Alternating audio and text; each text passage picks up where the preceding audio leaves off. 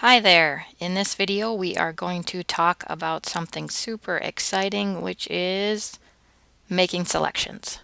And the selections that we're going to make in this video are super simple.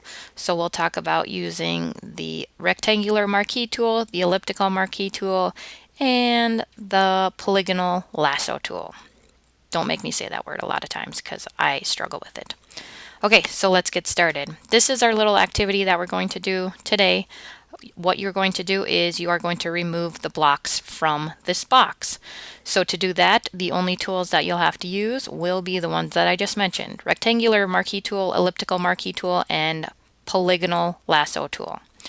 Okay, so let's go ahead and start with some of the simple ones. So let's start with the circles. We'll use our elliptical marquee tool and just create a circle approximately the size of the circle that I'm trying to select.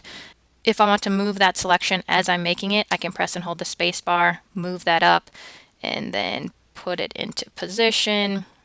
Perfect, just like that. So I have a selection made. I've made a selection of this part of this image. Notice that I am working on the layer that contains this visual information, so it contains that image. Now I'm going to switch to my Move tool, which is the one at the top. Keyboard shortcut is V as in Victor, or V as in Move.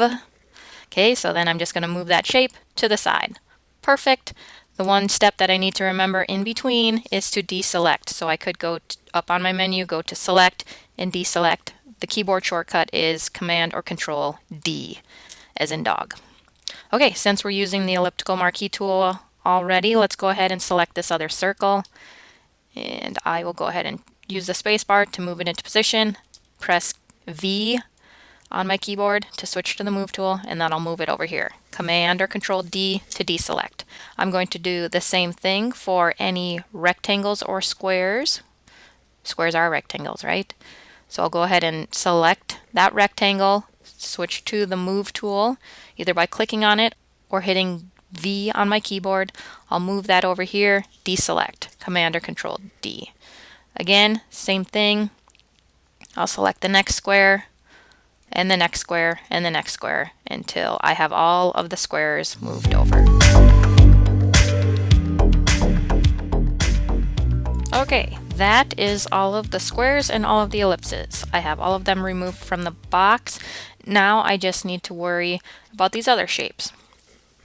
So using your selection tools, it's all about choosing the right one. That will make your life a whole lot easier. If you choose the wrong one, it might make it a little bit harder for you. It won't make it impossible, but a little bit harder. So for these shapes, the triangles, I am going to go ahead and choose my polygonal lasso tool because they have straight lines. So this works well when you have a shape that has straight lines, any straight lines. So if I'm selecting any sort of polygon, the polygonal lasso tool would be where it's at. So I'll just do the same thing. I'll go ahead and move that shape over. So again, I'm selecting the polygonal lasso tool, which lives under the regular lasso tool. And now I'm just going to click in one corner, move my mouse to the next corner, click in the next corner, and go to the next corner, click, and come back to where I started. I can see that I'm completing that path by that little circle that's below my cursor. So I'll click there, and now I get my marching ants, switch to my Move tool, and then I can move that wherever I want.